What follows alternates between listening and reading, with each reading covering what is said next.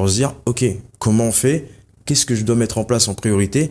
Et avec ce concept-là, Alors, je vais rouvrir des blessures apparemment qui vont pas être gaies, mais ça veut dire que ça a été un vrai parcours de combattant pour vous de créer votre... Lâche-toi, Manu.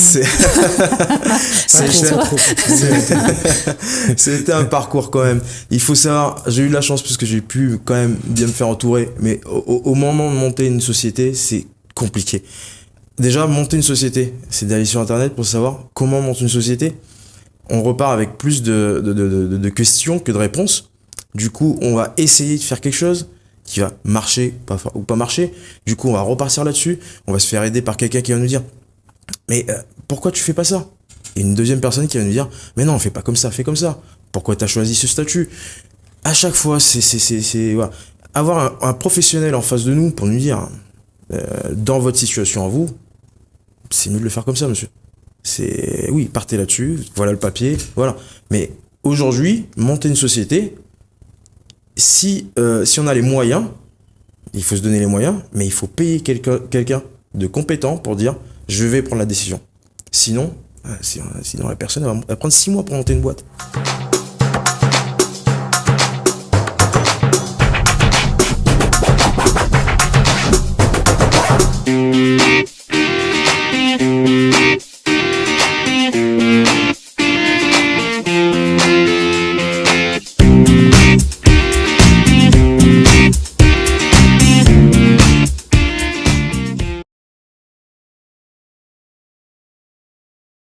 Bonsoir à tous, bienvenue dans votre émission La Réunion Léla. Ça va être un peu drôle, mais on va vous raconter l'histoire qui va se passer là à l'instant. C'est dans Causement Réunionnais.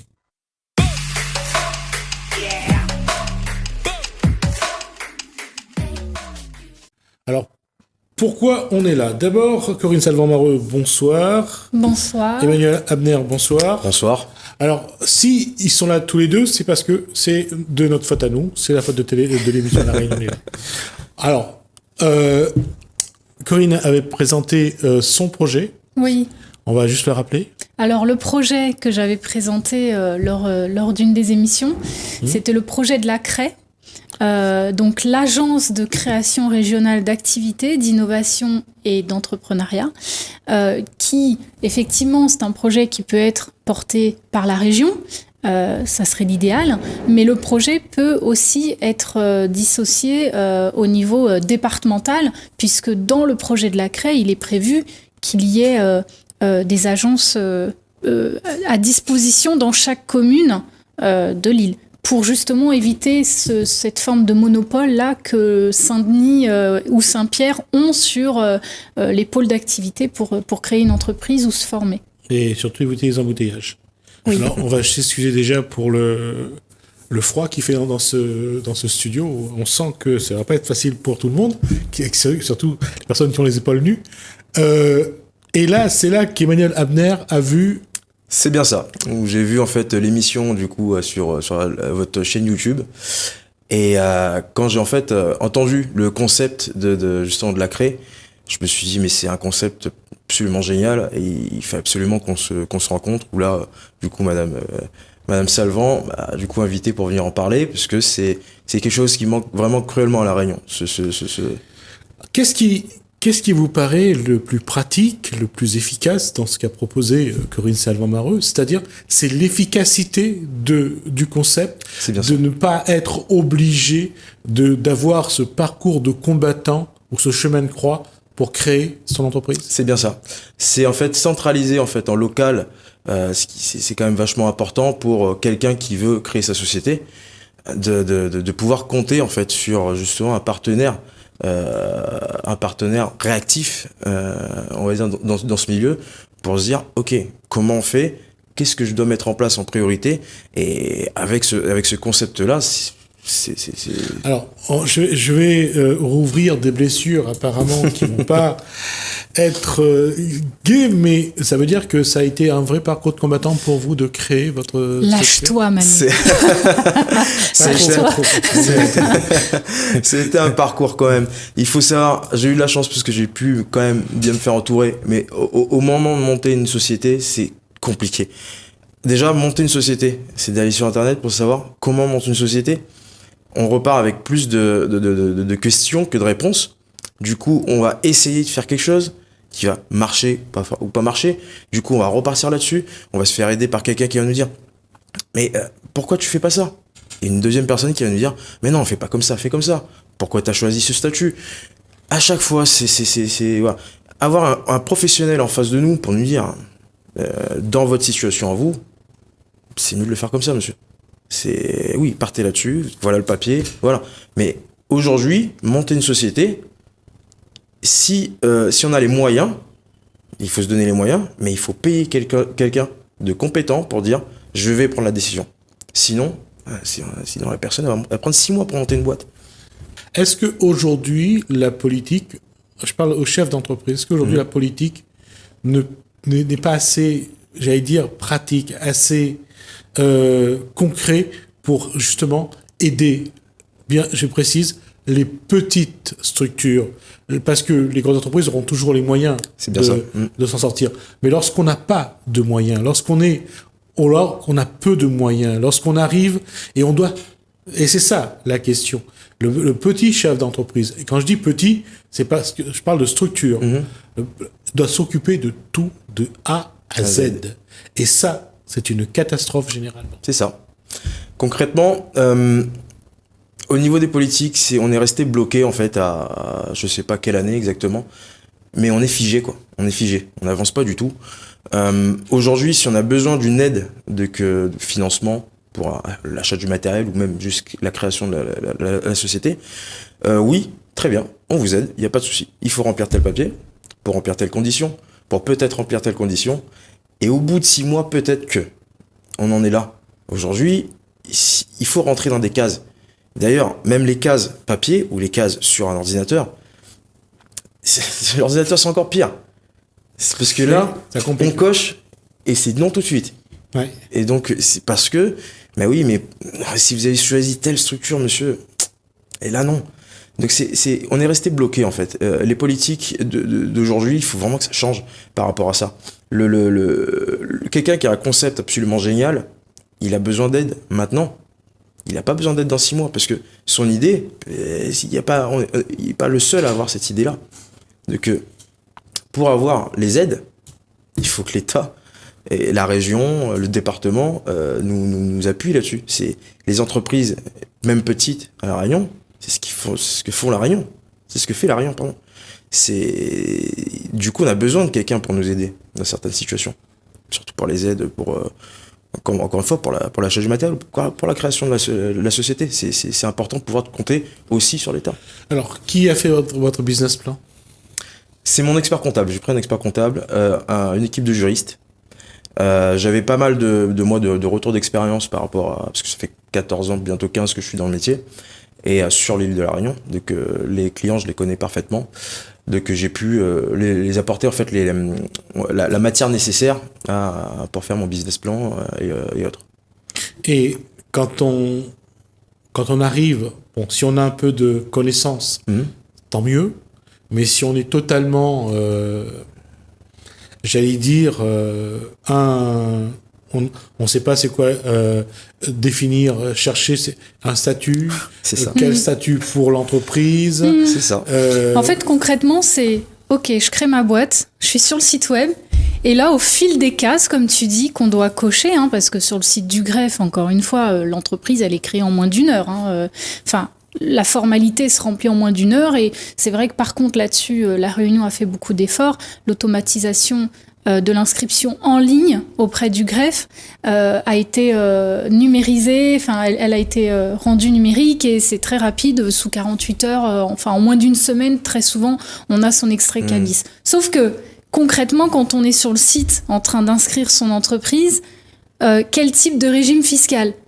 Alors, simplifié réel. Et puis, on ouvre une autre fenêtre sur Google pour aller voir c'est quoi le régime simplifié réel. Et puis, régime... alors, c'est quoi celui-là ? Quelle comparaison ? Et puis, alors là, effectivement, ça se transforme en un délai long parce qu'on va d'information en information pour essayer de faire les choses correctement. Juste pour ce que vient de dire Corinne Salvant-Mareux sur choix pour la TVA et aussi réel simplifié, réel, et puis il y en a un juste avant, j'ai oublié. Oui, il y en a un autre, je crois. Juste avant, il y a quelque chose. Mais c'est qu'on ne sait pas quel va être le chiffre d'affaires. Et oui. Parce que ces choix-là sont liés d'abord au chiffre d'affaires. Quel chiffre d'affaires on va faire? C'est ça. Et quand on commence, c'est un petit peu quand même On estime, voilà. Mais ça reste une estimation. Donc on se dit, j'espère que je vais y arriver. Bon, je vais quand même compter en un peu plus bas, comme ça dans le doute je reste quand même c'est dur de réduire voilà, mais ça reste une estimation, et puis si on fait plus, ok, mais est-ce que c'est bien du coup, est-ce que mon comptable va pas me dire attention, du coup là on sort un peu de, on est toujours dans le doute en fait. Donc demander à quelqu'un qui est spécialiste en industrie, en ingénierie, en informatique, d'être comptable et d'avoir des stratégies de comptabilité, de gestion, de fiscalité, avant même de commencer, alors que c'est pas du tout son domaine, c'est vrai que là, dans la création d'entreprise, on met vraiment la charrue avant les bœufs. C'est exactement ça. Moi, je suis dans la partie technique, je maîtrise très bien mon métier, mais du coup, faut déléguer. Pour y arriver, on n'a pas le choix. Je suis pas comptable, je suis pas gestionnaire, je suis pas juriste, j'ai pas le choix de déléguer. Si je veux que ça fonctionne et que ça fonctionne bien, parce que si je le fais moi-même et que derrière il y a le trésor public qui appelle, parce que là-dessus c'est en réactif. Non, entre les déclarations de TVA, les déclarations des documents, la CGSS, la CGSS, c'est eux, ils sont et très le actifs. CFE. Et du coup, non, mais il c'est faut ce que bien tu monter. disais, Jismi, c'est qu'en fait, à un moment donné, t'es le seul chef d'orchestre, quoi. T'es le chef d'orchestre, mais donne-moi le violoniste, donne-moi le... Voilà, parce que sinon, si, en fait, en gros, les petites structures, comme tu dis, un entrepreneur, surtout, alors, si on reprend dans l'ordre, la plus grande difficulté, c'est qu'on a été salarié avant. D'accord ? On est salarié, on se concentre sur son métier, on a la paye qui tombe. Sauf que quand on se transforme, on se dit, non, bon, pour des raisons X, Y, à un moment donné, je me mets entrepreneur dans ce que je sais faire, ou dans autre chose, ou en mieux, et la personne se met en entrepreneur, mais c'est le grand saut. C'est vraiment le grand saut. Et c'est ce que tu dis, quand on est solo, on n'a pas des moyens illimités pour confier ça à une grande boîte qui sera spécialisée dans la rédaction des statuts, l'autre qui sera spécialisée au niveau fiscalité, l'autre qui sera spécialisée pour te dire alors on va anticiper, là t'es une petite structure mais selon ton business plan tu vas pouvoir dans 5 ans ou dans 10 ans devenir une grande structure, employer tant de gens, donc à ce moment-là on prévoira de changer de statut et donc de régime fiscal. Et ça demande beaucoup d'interlocuteurs. Et même dans les démarches, c'est d'ailleurs la raison pour laquelle Emmanuel était venu ici, c'est en entendant la CREI, le projet de la CREI, c'est que on ne sait même plus à qui on peut s'adresser pour demander une aide, soit administrative, soit financière, soit de conseil. Et je sais plus où je voulais en venir, mais voilà, c'est la réalité d'un petit entrepreneur. Oui, ça y est, je m'en souviens, excuse-moi, c'est que on est seul chef d'orchestre, donc c'est ce que tu dis, c'est qu'à un moment donné, s'il n'est pas en train d'être sur le terrain, en train de pratiquer son métier, qui en plus est très particulier, c'est une vraie expertise. Je crois que tu me disais que vous étiez que 2 sur la Réunion à être formé à ce métier. Donc après, Emmanuel pourra vous détailler plus précisément son métier. Mais pendant ce temps-là, au niveau administratif, s'il n'est pas aussi en train de faire ses démarches administratives pour être à jour, parce que tout ce qui est institution publique, si avant telle date, t'as pas fait ta déclaration, t'as une pénalité, t'as machin, t'as truc, ou alors t'as l'huissier tout de suite qui arrive. Donc il faut vraiment trouver une solution pour faciliter ça. Malgré ce qui existe déjà, il y a certains services qui existent déjà sur l'île, mais c'est insuffisant. C'est insuffisant. C'est vraiment des choses à améliorer. Juste avant que je passe sur la partie technique, c'est imaginer que vous ayez à répondre à un appel d'offres. Oui. Vous êtes formé à ça ? Pas du tout. C'est à chaque fois, et c'est ce qui fait aussi la faiblesse des petites structures d'entreprise, c'est que le chef d'entreprise, n'a pas les moyens de répondre à tout et d'être vraiment à jour de tout. Et on est toujours en train de tirer la langue, de courir après tel document. Et parfois, un document, c'est une demi-journée qui est perdue. Et... Une demi-journée, c'est énorme. Hein. Ouais. De perdu, c'est énorme. Et c'est pour ça que je disais que cette partie-là, quand on va s'inscrire, on ouvre son entreprise, on pense pas à ça. On pense pas à tous les désagréments auxquels il va falloir répondre. Ah bon, on peut pas s'imaginer, de toute façon. C'est inimaginable, d'ailleurs. Faut le vivre. Voilà, c'est ça. C'est inimaginable sur le fait que moi, je connais mon métier, je veux faire ça, et je vais créer ma société pour faire ce métier. Pour offrir un service. Pour offrir un service. Et au final, quand on voit tout ce qu'il faut faire derrière, mais je comprends qu'il y en a qui disent, mais en fait, non. Arrête, Je vais reprendre un statut salarié ou qui s'y perdent complètement, bien sûr. Et on va lever le voile. Quel est votre métier? Alors en fait, je suis inspecteur en contrôle non destructif. Donc en fait, on va dire que je suis le médecin du métal en fait. Je contrôle le métal sous toutes ses formes. Donc qu'il soit de la soudure, en contrôle qualité, en maintenance industrielle, pour les centrales thermiques.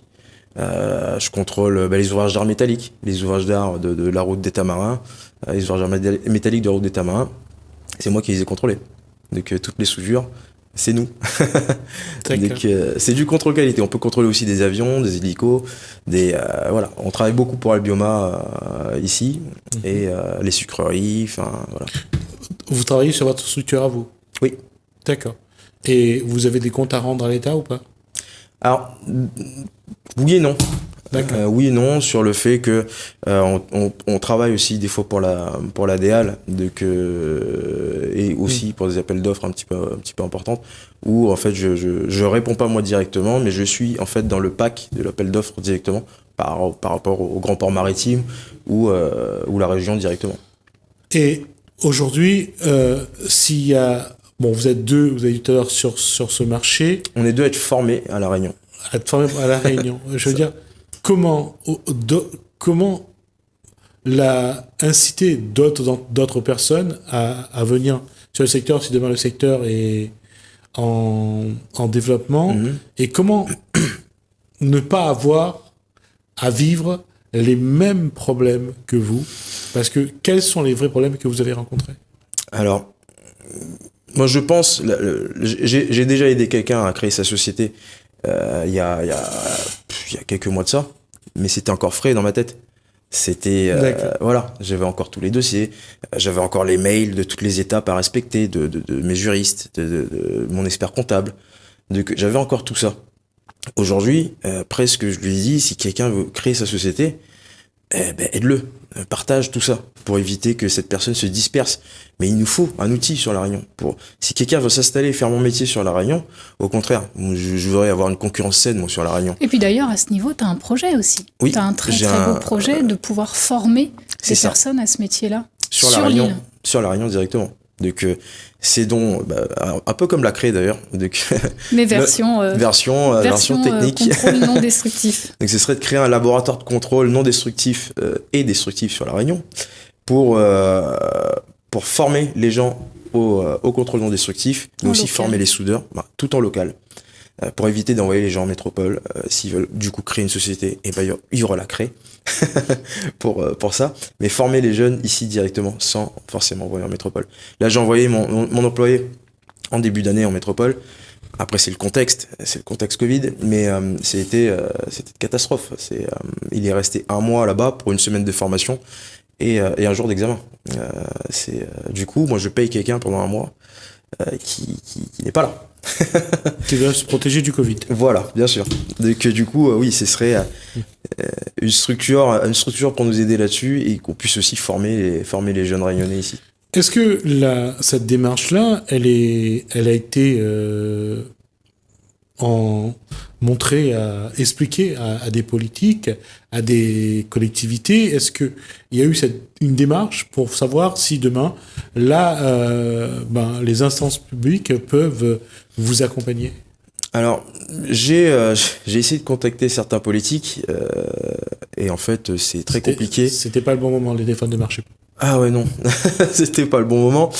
En général, on me rappelle pour me dire c'est un petit peu trop technique. Est-ce que vous pouvez rappeler d'ici un mois ou deux, le temps qu'on se renseigne. Enfin, c'est du coup, mais je veux juste en parler. Je vais pas rentrer dans la partie technique voilà.